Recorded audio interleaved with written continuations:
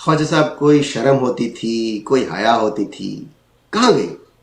आप तो लोगों को दर्श देते थे कि कोई शर्म होती है, कोई हया होती है। हाँ यार।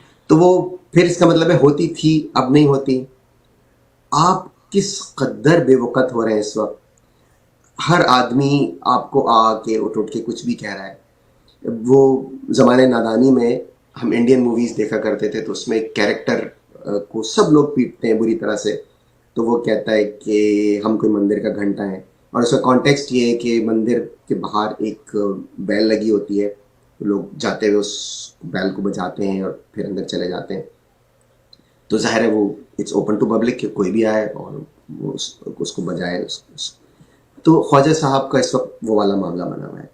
देखिए, ये बात बिल्कुल शक व शुबे से बालातर है, और ये खाली जावेद चौधरी ने नहीं कहा, मुतअद्दिद लोग ये बात रिपीट कर चुके हैं कि ख्वाजा आसिफ ने जनरल बाजवा को कॉल की 2018 के इलेक्शन में। वो हार रहे थे अपना इलेक्शन, और उसके बाद हालात तब्दील किए गए।